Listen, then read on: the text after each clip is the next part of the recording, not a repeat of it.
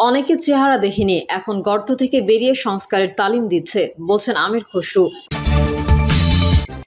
বিএনপিপন্থী আইনজীবীদের ধাওয়া, দৌড়ে গারদে ঢুকলেন সাবেক এমপি মমতাজ। জানাবো কেন প্রকাশ্যেই ভারতের পক্ষে দাঁড়িয়েছে ইসরায়েল। এবং সর্বশেষ জানাবো 23 জেলায় বইছে তাপপ্রবাহ, অব্যাহত থাকার আভাস। এতক্ষণ শুনছিলেন সংবাদ শিরোনাম, এবারে বিস্তারিত। তবে তার আগে অনুরোধ থাকবে আমাদের চ্যানেলটি সাবস্ক্রাইব করে বেল আইকনটি ক্লিক করুন।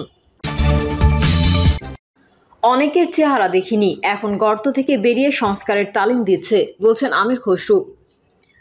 বিএনপির স্থায়ী কমিটির সদস্য আমির খসরু মোহাম্মদ চৌধুরী বলেছেন, ফ্যাসিস্টের পলায়নের পর বাংলাদেশের মানুষের মনোজগতে যে পরিবর্তন আসছে সেটাকে আমরা বাস্তবায়ন করতে পারবো, আমরা ধারণ করতে পারবো। যদি বাংলাদেশের মানুষের মালিকানা ফিরিয়ে দিতে হয়, তার বাহক হচ্ছে একটি নির্বাচনের মাধ্যমে বাংলাদেশের গণতান্ত্রিক অর্ডার ফিরিয়ে আনতে হবে। এটার কোনো দ্বিতীয় অল্টারনেটিভ নাই। আমির খসরু মোহাম্মদ চৌধুরী বলেন, এখন সুষ্ঠু নির্বাচনের জন্য যে কাজগুলো শুরু করা দরকার সেই কাজগুলো শুরু হতেই আমরা দেখতে পাচ্ছি না। আমরা সেই কাজের আশেপাশে নাই। বিগত দিনে আমরা যেগুলো দেখে আসছি মনে হচ্ছে সেগুলো একটা ভিন্ন রূপে আমাদের কাছে চালু হয়ে গেছে। এখানে সংস্কারের কথা বলা হচ্ছে। আমরা 31 দফা সংস্কার দিয়েছি, তার আগে বিএনপির 27 দফা সংস্কার দিয়েছে। তার 7 বছর আগে খালেদা জিয়া ভিশন 2030 এর মাধ্যমে সংস্কারের প্রস্তাব দিয়েছে। কিন্তু এখন যারা সংস্কারের কথা বলছে তাদের কারো চেহারা আমরা দেখি নাই, আর এদের অনেকেই রাস্তায়ও ছিল না। এখন যারা বড় বড় কথা বলছে এরা বেশিরভাগ লোকের চেহারা আমরা দেখি নাই আন্দোলনের সময়। এদের মধ্যে কেউ কেউ উকি ঝুঁকি মেরেছে। যখন শেখ হাসিনার ক্ষমতার চাপ তাদের উপর গেছে, তারা গর্তে ঢুকে গেছে আর বের হয় নাই। এখন তারা গর্ত থেকে বের হয়ে আমাদের সংস্কারের তালিম দিচ্ছে। তিনি বলেন, আপনি যত সংস্কারের কথা বলবেন, দিন শেষে সংস্কার হতে হবে গণতান্ত্রিক প্রক্রিয়ার মাধ্যমে। গণতান্ত্রিক প্রক্রিয়ার বাইরে গিয়ে কোনো সংস্কার করা যাবে না। এখানে কাউকে আমরা বাংলাদেশের মালিকানা দেইনি যারা আগামী বাংলাদেশের সংস্কার করবে। বাংলাদেশের সংস্কার হবে গণতান্ত্রিক প্রক্রিয়ার মাধ্যমে, বাংলাদেশের মানুষের সমর্থনের মাধ্যমে। তার বাইরে সংস্কারের কোনো সুযোগ নেই। আমরা পরিষ্কারভাবে বলেছি, যেসব সংস্কারে জাতীয় ঐকমত্য হবে সেগুলোর জন্য আমরা প্রস্তুত। দেরি কেন? আমরা কেন জানতে পারছি না কোথায় ঐকমত হয়েছে? সব রাজনৈতিক দল প্রস্তাব দিয়ে বসে আছে। আমরা অপেক্ষা করছি ঐকমত্য কোথায় হবে। তারাও বলছে ঐকমত্য করতে হবে, আমরাও বলছি ঐকমত্যের পরিপ্রেক্ষিত হবে। তাহলে কোথায় ঐকমত্যটা? আমরা জানতে পারছি না কেন?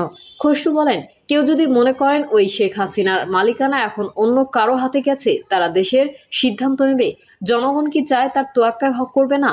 সেই মালিকানা কাউকে দেওয়া হয় নাই। বাংলাদেশের মালিক বাংলাদেশের জনগণ। তারা সিদ্ধান্ত নেবে আগামী দিনে কি সংস্কার হবে। সংসদে আলোচনা হবে, বাইরেও আলোচনা হবে। তিনি বলেন, বাংলাদেশের সংবিধানে বলা আছে, বাংলাদেশের জনগণের ভোটে নির্বাচিত সরকার সংসদ ব্যতীত বাংলাদেশের গণতান্ত্রিক প্রক্রিয়া শুরু হবে না। বাংলাদেশের গণতান্ত্রিক প্রক্রিয়া এখনো শুরু হয় নাই। আমরা অপেক্ষা করছি, নির্বাচনের পর শুরু হবে। বিএনপিপন্থী আইনজীবীদের ধাওয়া, দৌড়ে গারদে ঢুকলেন সাবেক এমপি মমতাজ। বৈষম্যবিরোধী ছাত্র আন্দোলনের রাজধানীর মিরপুর মডেল থানায় দায়ের করা হত্যা মামলায় গ্রেফতার সাবেক সংসদ সদস্য মমতাজ বেগমের 4 দিনের রিমান্ড মঞ্জুর করেছে আদালত। মঙ্গলবার ঢাকার মেট্রোপলিটন ম্যাজিস্ট্রেট মোহাম্মদ জুয়েল রানার আদালত এই রিমান্ড মঞ্জুর করেন। এদিন মামলার তদন্তকারী কর্মকর্তা মিরপুর মডেল থানার উপপরিদর্শক মনিরুল ইসলাম সুষ্ঠু তদন্তের স্বার্থে তাকে জিজ্ঞাসাবাদের জন্য 7 দিনের রিমান্ড আবেদন করেন। মঙ্গলবার বিকাল 3:45 শুনানি শেষে এজলাস থেকে নামানোর সময় বিএনপিপন্থী আইনজীবীরা মমতাজকে ধুয়োধুনি দিতে থাকেন। আইনজীবীরা লিফটে আটকে রাখেন যাতে তাকে সিঁড়ি দিয়ে নামতে হয়, কিন্তু তাদের সেই চেষ্টা করে ব্যর্থ হয়। লিফট দিয়ে মমতাজ নিচে নামলে বিএনপিপন্থী আইনজীবীরা মমতাজকে ধাওয়া দেন। এই সময় পুলিশের বেষ্টনীতে দৌড়ে গারদে ঢুকে যান মমতাজ। মমতাজকে মাথা নিচু করে থাকতে দেখা যায়। সাংবাদিকদের প্রশ্নের কোনো উত্তরও দেননি তিনি। কেন প্রকাশ্যেই ভারতের পক্ষে দাঁড়িয়েছে ইসরায়েল? ভারত ও পাকিস্তানের সাম্প্রতিক সংঘর্ষের মধ্যেই বিশ্বের প্রায় সব দেশই যখন নিরপেক্ষ থাকার চেষ্টা করছে, ইসরায়েল তখন প্রকাশ্যেই ভারতের পাশে দাঁড়িয়েছে।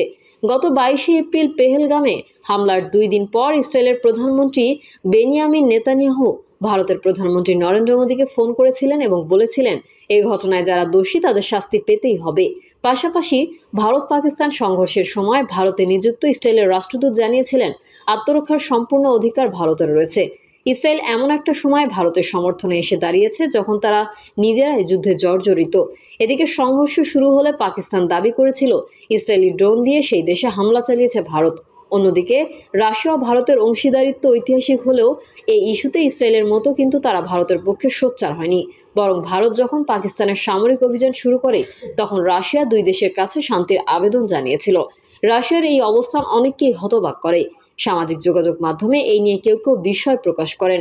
তবে 1971 সালে পাকিস্তানের সঙ্গে যুদ্ধের সময় সোভিয়েত ইউনিয়ন যে অবস্থান নিয়েছিল, রাশিয়া এখন আর সেই অবস্থান নেয় না। অবশ্য স্বাভাবিকভাবেই সেই সময় থেকে এখন পর্যন্ত বিশ্বে অনেক বদল এসেছে। প্রধানমন্ত্রী হিসেবে নরেন্দ্র মোদী 2014 সালে ক্ষমতায় আসার পর ইসরায়েলের সঙ্গে সম্পর্কের উষ্ণতা বৃদ্ধি পেয়েছে। মোদী প্রথম প্রধানমন্ত্রী যিনি ইসরায়েল সফর করেন। তবে এবার পাকিস্তানের সঙ্গে ভারতের বিরোধের মধ্যে ইসরায়েল কেন সরাসরি ভারতের পক্ষে অবস্থান জানান দিল, সেই প্রশ্ন সামনে এসেছে। দুই দেশের মধ্যে ঘনিষ্ঠ সম্পর্কের কারণ। সৌদি আরবে ভারতের রাষ্ট্রদূত হিসেবে একসময় দায়িত্ব পালন করেছেন তালমিজ আহমেদ। তার মতে বর্তমানে ভারতে ক্ষমতাসীন সরকারের সঙ্গে ইসরায়েলের আদর্শগত দিকে থেকে ঘনিষ্ঠ সম্পর্ক রয়েছে। তিনি বলেন, ইসরায়েল এবং ভারতের পুরনো সম্পর্ক, হিন্দুত্ববাদী ও ইসরায়েলের ইহুদিবাদী আন্দোলনের মধ্যে আদর্শগত দিক থেকে মিল রয়েছে। ভারতের সঙ্গে ইসরায়েলের বিশেষ সম্পর্ক রয়েছে। ভারতকে নিজের কাছাকাছি নিয়ে আসার চেষ্টা করছে তারা। ইসরায়েলের রাষ্ট্রদূত বহুবার প্রকাশ্যে বলেছেন, ভারত যা করছে তা একদম ঠিক। ভারত ও ইসরায়েলের মধ্যে প্রতিরক্ষা সহযোগিতা বৃদ্ধি পেয়েছে। পাকিস্তানের বিরুদ্ধে ইসরায়েলি ড্রোন হামলায় ব্যবহারের অভিযোগ প্রসঙ্গে ইংরেজি নিউজ ওয়েবসাইট টাইমস অফ ইসরায়েলে প্রকাশিত প্রতিবেদনে উল্লেখ করা হয়েছে, শুধু কৌশলগত দিক থেকে এর অর্থ রয়েছে এমনটাই নয়, এটা ভারত ও ইসরায়েলের মধ্যে কৌশলগত সম্পর্কের গভীরতার দিকেও ইঙ্গিত করে। এ থেকে বোঝা যায় গত কয়েক দশকে ভারত ইসরায়েলের সম্পর্ক আরও পরিপক্ক হয়েছে। আবার ইসরায়েলের দৃষ্টিকোণ থেকে ভারত শুধু একটা গুরুত্বপূর্ণ মার্কেটই নয়, একই সঙ্গে অভিন্ন উদ্বেগের কৌশলগত অংশীদারও, বিশেষ করে সন্ত্রাসবাদ, সীমান্ত নিরাপত্তা ও ইসলামী চরমপন্থার ক্ষেত্রে। ডক্টর বীরওয়াদকারের মতে ইসরায়েল ও ভারতের মধ্যে বন্ধুত্বের বিষয়ে দীর্ঘদিন ধরে একটা ন্যারেটিভ প্রচলিত রয়েছে যে হিন্দু ও ইহুদি ধর্ম ইসলাম নির্মূল করার জন্য একসঙ্গে কাজ করছে। তার কথায় 2023 সালের 7 অক্টোবর হামাস যখন হামলা চালায় তখন ইউরোপের অনেক দেশ এবং ঐতিহ্যবাহী মিত্ররা অস্ত্র সরবরাহ বিলম্বিত করেছিল। যদিও ভারত প্রকাশ্যে আমাদের পক্ষে ছিল, কূটনৈতিক ঝুঁকি ও আন্তর্জাতিক সমালোচনা সত্ত্বেও ভারত কিন্তু এমনটা করেছে। পাকিস্তান ও ইসরায়েলের সম্পর্ক, পাকিস্তান এখনও ইসরায়েলকে রাষ্ট্র হিসেবে স্বীকৃতি দেয়নি। এই পরিস্থিতিতে দুই দেশের মধ্যে কোনো রকম কূটনৈতিক সম্পর্ক নেই। ইসরায়েলের বিরুদ্ধে পাকিস্তানের অভ্যন্তরে প্রায়শই সহিংস বিক্ষোভ দেখা যায়। ভারত স্বাধীন হয়েছিল 1947 সালের 15 আগস্ট এবং 1948 সালের 14 মে ইসরায়েল স্বাধীন হয়। প্রসঙ্গত, ভারত কিন্তু ইসরায়েল গঠনের বিপক্ষে ভোট দিয়েছিল। ফিলিস্তিন ছাড়া ইসরায়েল সৃষ্টির বিরোধী ছিলেন জওহরলাল নেহরু। ভারত 1950 সালে ইসরায়েলকে স্বীকৃতি দিলেও দুই দেশের মধ্যে কূটনৈতিক সম্পর্ক স্থাপন করতে 42 বছর সময় লেগেছিল। এই কাজটা করেছিলেন ভারতের সাবেক প্রধানমন্ত্রী পিভি নরসিমহা রাও। সালটা ছিল 1992। আরব নয় এমন প্রথম দেশ হিসেবে ভারত 1988 সালে ফিলিস্তিনিকে স্বীকৃতি দেয়। অন্যদিকে অনারব দেশ হিসেবে ভারত দীর্ঘদিন ধরে ইসরায়েলের বিরুদ্ধে শক্ত কণ্ঠস্বর ছিল। পরে ভারত ও ইসরায়েলের মধ্যে সম্পর্ক আরও গভীর হয়েছে। কংগ্রেস নেতা পিভি নরসিমহা রাও কূটনৈতিক নির্বাসনের অবসান ঘটালেও বিজেপি সরকারের আমলে দুই দেশের মধ্যে ঘনিষ্ঠতা আরও বেড়েছে। অটল বিহারী বাজপেয়ী সরকারের আমলে 2003 সালে প্রথমবার ইসরায়েলি প্রধানমন্ত্রী হিসেবে ভারত সফরে এসেছিলেন এরিয়েল শ্যারন। এদিকে নরেন্দ্র মোদী প্রথম ভারতীয় প্রধানমন্ত্রী যিনি ইসরায়েল সফর করেছেন। সে ভারতের সাবেক প্রতিরক্ষা সচিব বিজয় সিং ইসরায়েল সফর করেন 2008 সালে। এই সফর নিয়ে ইসরায়েলের উদারপন্থী পত্রিকা হারেজং এই দুই দেশের সম্পর্ককে বিশ্লেষণ করা হয়েছিল। ভারতের সাবেক পররাষ্ট্র সচিব জে.এন. দীক্ষিত তার বই my South Block years memories of a foreign সেক্রেটারিতে লিখেছেন, আরব দেশগুলোর কিছু রাষ্ট্রদূত ইসরায়েলের সঙ্গে কূটনৈতিক সম্পর্ক স্থাপনের সিদ্ধান্তের বিরোধিতা করে বলেছিলেন যে এর ফল ভারতকেই বহন করতে হবে। আমরা সিদ্ধান্ত নিয়েছি, যারা আপত্তি করছে তাদের সরাসরি জবাব দিতে হবে, মাথা নত করলে চলবে না। দীক্ষিত লিখেছিলেন, আমি বলেছিলাম ভারত আন্তর্জাতিক ইস্যুতে অনেক ইসলামিক দেশকে সমর্থন করে, কিন্তু কাশ্মীর ইস্যুতে আমরা তাদের সমর্থন পাইনি। আমি এটাও বলেছিলাম যে ভারত তার সার্বভৌমত্বে কোনো হস্তক্ষেপের কাছে মাথা নত করবে না এবং তার স্বার্থের পক্ষে কাজ চালিয়ে যাবে। আরব বিশ্বের গণমাধ্যমে ভারতের সমালোচনা হয়েছিল। কেউ কেউ ভারতের এই সিদ্ধান্ত নিয়ে প্রশ্ন তুলেছিলেন, কিন্তু তাতে ভারত এবং আরবের সম্পর্কে কোনো প্রভাব পড়েনি। স্বাধীনতার পর থেকে মধ্যপ্রাচ্য ও আরবের মুসলিম দেশগুলোর সঙ্গে ভারতের সম্পর্ক অনেক গভীর হলেও কাশ্মীরের ক্ষেত্রে তাদের মনোভাব পাকিস্তানের পক্ষেই থেকেছে। মরক্কোর রাবাতে 1969 সালে ইসলামিক দেশগুলোর শীর্ষ সম্মেলন অনুষ্ঠিত হয়েছিল এবং ভারতকেও এতে যোগ দেওয়ার জন্য আমন্ত্রণ জানানো হয়েছিল, কিন্তু পাকিস্তানের প্রতিবাদের মুখে ভারতকে জানানো সেই আমন্ত্রণ প্রত্যাহার করে নেওয়া হয়। ভারতের যুক্তি ছিল, ইসরায়েল একটা গণতান্ত্রিক দেশ।